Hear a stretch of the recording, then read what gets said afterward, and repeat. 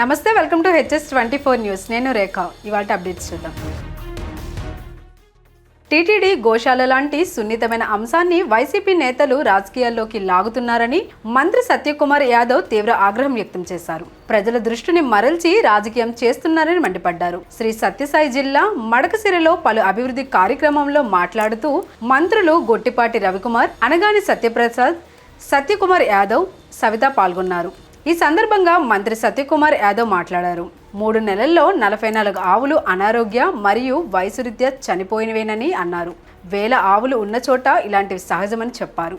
గోశాలలో ఏం జరుగుతుందో చూపిస్తామంటే వైసీపీ నాయకులు ఇంటి దగ్గర ఉండి డ్రామాలు ఆడుతున్నారని మంత్రి సత్యకుమార్ యాదవ్ విమర్శలు చేశారు. భగవద్గీతకు అరుదైన గుర్తింపు లభించింది. భగవద్గీతతో పాటు భరతముని రచించిన నాట్య శాస్త్రానికి యునెస్కో మెమరీ ఆఫ్ వరల్డ్ రిజిస్ట్రేషన్లో చోటు దక్కడంపై ప్రధాని నరేంద్ర మోదీ హర్షం వ్యక్తం చేశారు. ఇది ప్రపంచవ్యాప్తంగా ఉన్న ప్రతి భారతీయుని గర్వించదగిన విషయం అన్నారు. కళాతీత జ్ఞానం, గొప్ప సంస్కృతికి లభించిన గుర్తింపు అని పేర్కొన్నారు.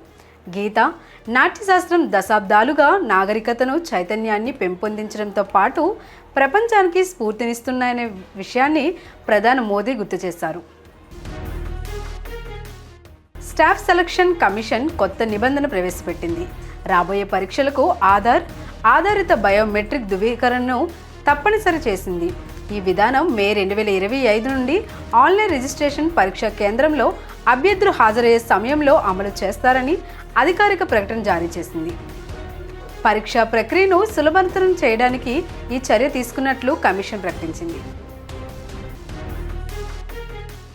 బీజేపీ నాయకత్వం వ్యూహాత్మక నిర్ణయాలు తీసుకుంటుంది. త్వరలో జరగనున్న పలు రాష్ట్రాల అసెంబ్లీ ఎన్నికలు బీజేపీ నాయకత్వానికి ప్రతిష్టాత్మకంగా మారుతున్న వేళ ఆచితూచి వ్యవహరిస్తుంది. జాతీయ అధ్యక్షుడితో పాటు పలు రాష్ట్రాలకు బీజేపీకి కొత్త అధ్యక్షులు ఖరారు చేయనుంది. ఈ మేరకు ఇప్పటికే కసరత్తు దాదాపు పూర్తి చేశారు. కాగా ప్రధాని మోదీ ఎంపిక నిర్ణయాలు అనూహ్యంగా మారుతున్నాయి. తెలుగు రాష్ట్రాల్లోని ఢిల్లీ బీజేపీ నేతల నిర్ణయాలు ఉత్కంఠత పెంచుతున్నాయి. టెస్లా అధినేత ఎలన్ మస్క్ ప్రధానమంత్రి నరేంద్ర మోదీతో ఫోన్లో మాట్లాడారు. ఇరువురం వివిధ అంశాలపై చర్చించుకున్నట్లు ఎక్స్ వేదికగా ప్రధాని ట్వీట్ చేశారు. ఈ ఏడాదితో ఎలన్ మస్క్తో చర్చించిన అంశాలు ప్రస్తావించినట్లు వెల్లడించారు. సాంకేతికత ఆవిష్కరణలో సహకారంపై మస్క్తో మాట్లాడినట్లు చెప్పారు. అమెరికాతో భాగస్వామ్యాన్ని ముందుకు తీసుకెళ్లేందుకు కట్టుబడి ఉన్నామని ప్రధాని మోదీ పేర్కొన్నారు. డొనాల్డ్ ట్రంప్ రెండోసారి అమెరికా అధ్యక్షుడైన తర్వాత ప్రధాని మోదీ వాషింగ్టన్కు వెళ్లిన విషయం తెలిసిందే. ఆ పర్యటనలో అధ్యక్షుడు డొనాల్డ్ ట్రంప్తో పాటు మస్క్తో కూడా మోదీ భేటీ అయ్యారు. ప్రముఖ reality show Bigg Boss Hindi వాయిదా పడినట్లు తెలుస్తుంది. అనేక ఏళ్లుగా ప్రముఖ బాలీవుడ్ నటుడు సల్మాన్ ఖాన్ దీనిని విజయవంతంగా నిర్వహిస్తున్నాడు. కాగా తాజాగా 2025లో ఈ షో జరిగే అవకాశమే లేదని సమాచారం. ప్రస్తుతం ఈ వార్త బీటౌన్లో చక్కర్లు కొడుతుంది.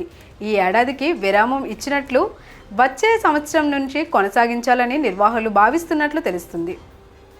దీంతో చాలామంది బిగ్ బాస్ అభిమానులు నిరాశపడుతున్నారు. ఇవి ఇప్పటి వరకు ఉన్న అప్డేట్స్. మరిన్ని అప్డేట్స్ కోసం కీప్ వాచింగ్ HS24 న్యూస్.